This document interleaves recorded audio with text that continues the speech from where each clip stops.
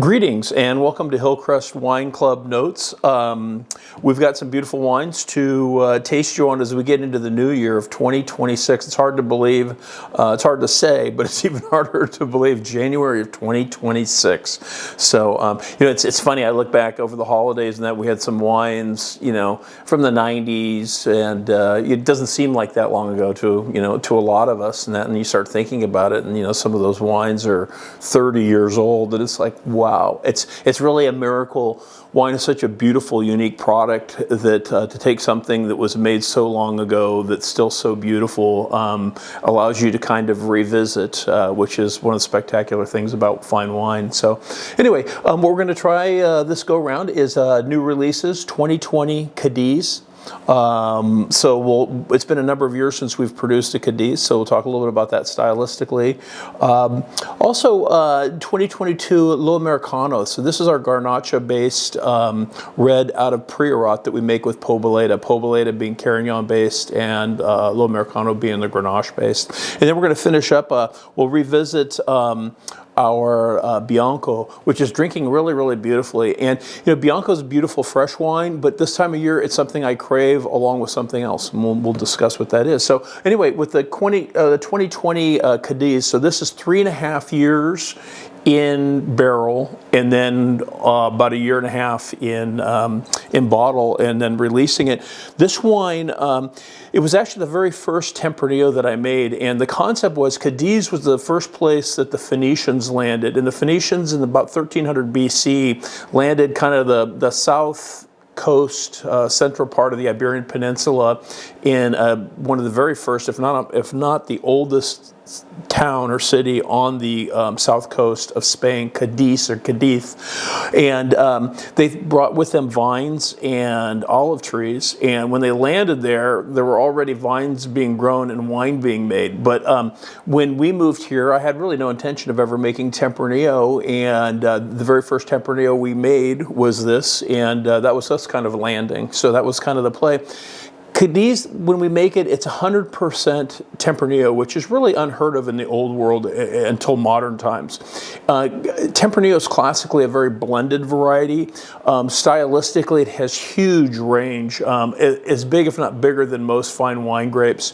If you look at like Rioja is very fine, delicate. A lot of that has to do with Rioja in the northeast part of Spain, just the south side of the Pyrenees from Bordeaux, was really settled by the French in terms of winemaking, that you had winemakers escaping the disease phylloxera that came over the Pyrenees, hoping to escape the disease, and they brought with them their palate, which was very fine, very delicate, very elegant. You look at Ribera del Duero, which is the other super famous area for Tempranillo in Spain, and that is just north of Madrid a little bit. That's more kind of international style, and you had a very old industry there, but the wine that really put that area on the map in modern times is a wine that was blended with international varieties, Cabernet Sauvignon. Later on you saw Syrah, you're beginning to see Petit Syrah, Merlot, lots of other varieties blended in. So it's a variety that's very much open to the art of winemaking, which makes it fascinating. It tells me, as like a winemaker, when I go to taste, a lot about somebody's approach. Tempranillo being from the word for early in Spanish, ripens very, very early, as it did in this vintage, 2020. We went out and picked it, and that I brought it in, fermented it in concrete, and then, like I said, this was in small barrel for a number of years, and that. But it's really meant to be kind of like the way we treat Pinot Noir in Oregon, where it's a single vineyard for fine Pinot Noir, where it really is a measuring stick for a particular place. When you get into like our Umpqua Ribera and that, I'm putting a little bit of Cabernet Sauvignon in, and that kind of modifies it. And certain varieties, when you blend, dramatically change. One of those would be Pinot Noir. A little bit of Cabernet, let's say 5% Cabernet and Pinot Noir, would radically change that wine, versus if you reverse that to where you had Cabernet Sauvignon, you put 5% Pinot in it, it would get lost. And a lot of it has to do with just how hard or strong of a core that variety has. Tempranillo is this variety that is really open to like aging. You see a lot of great extended aging Tempranillo in Spain for 2, 3, 4, 5 years. A lot of time in barrel, a lot of use of American oak, which tends to be a lot stronger than you get with European oak. And so it's something that's very interesting in that regard. So let's go ahead and we'll give it a taste here. that classic, very kind of plummy. It's sweet, but kind of fruit you draw up out of the glass a little bit. And then I get a little bit of, there's a term the French use of sous-bois. And it's the smell of oak, but it's the smell of like turning a log over in the forest and smelling kind of that underbrush, that kind of sweet, gross smell. And it's amazing. It's a decomposition of the forest floor, but we think about, we go out on a hike and how beautiful, especially get up on the North Umpqua or something like that. You get out on a hiking trail and you smell that, and it's so sweet and earthy. And this has some of that right alongside the fruit.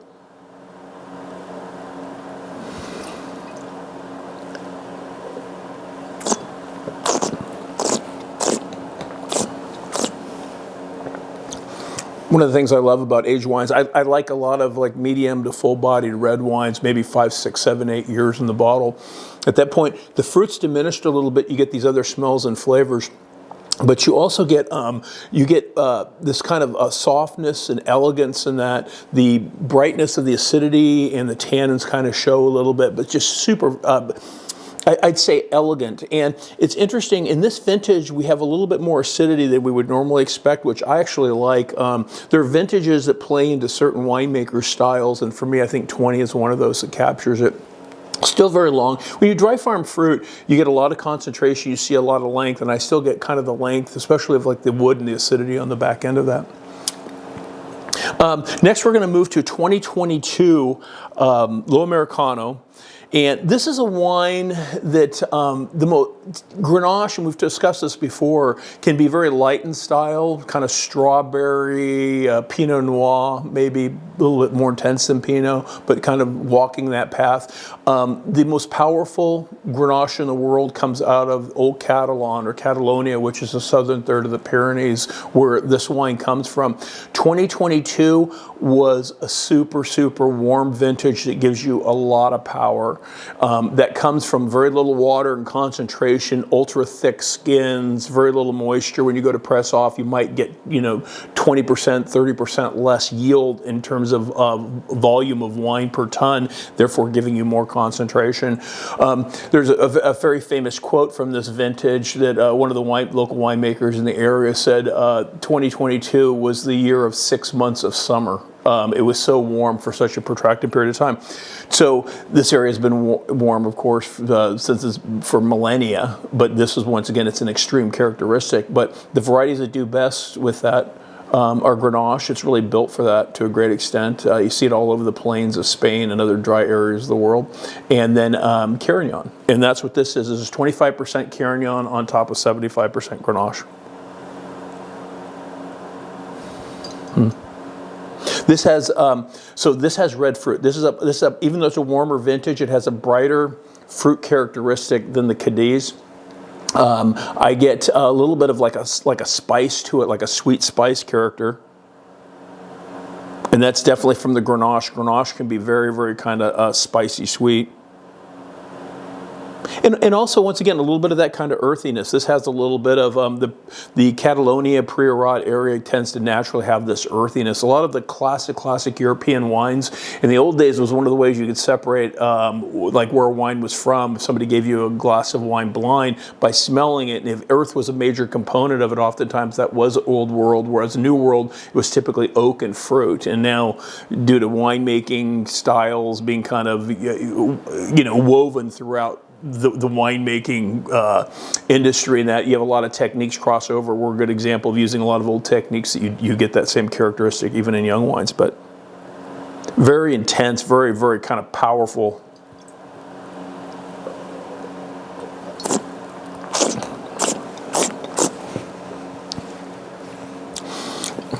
Grenache can taste sweet, and this has, it doesn't, it's not so much sweet like sugar, but sweet fruit and roundness, and it's very interesting tasting this, contrasting it with the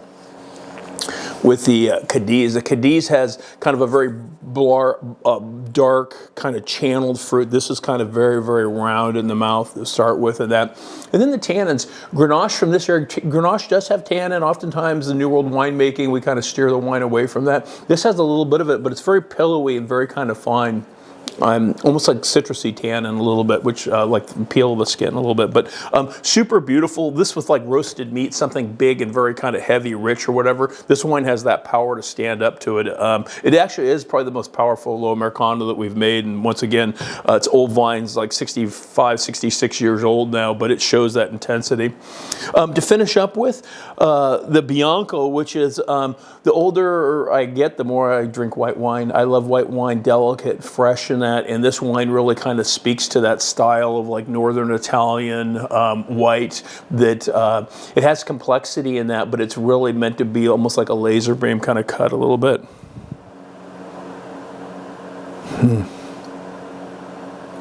So this is super interesting. This has, right off the bat, kind of a zestiness, like a lime zest, almost lemon, but a little bit of that kind of sweeter character of like lime zest. But I get a little bit, just a very faint character of like a little vanilla almost. There's like a sweet kind of rounded character on the back end of that. And usually we associate that with coming from oak. That is, when you age oak outside for barrels, typically it's 1.5 to 3 years. The lignin in the wood breaks down to vanillin, which is what we add when we make cookies and that with a vanilla extract, exactly the same compound. This is something that would have been natural in the grape, and it's interesting that it's showing. It's just very beautiful. And there's also a little bit of like a piney resinous characters, but these are all like perfumey elements that are very crisp and bright.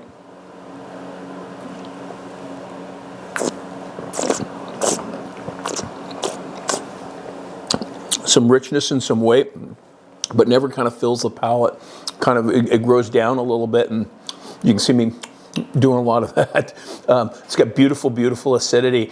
I think about, you know, shellfish and that. Sometimes we'll go over to the coast in the winter and that and grab a little shellfish, and that's where something like this absolutely sings. And as I mentioned, the older I get, the more I like those white wines and that. White wine really, because of the acid profile, most white wines, especially beautiful Oregon white wines. Oregon, that to me is the great secret of Oregon, of the white wines, is it really pops flavors in that. But I'm still salivating, and it's almost like lemonade on a hot day. I can't keep my hand off the glass, so I think I'll have one more taste when we're done with this. So with that, I'd like to say best of wishes in 2026 to everyone.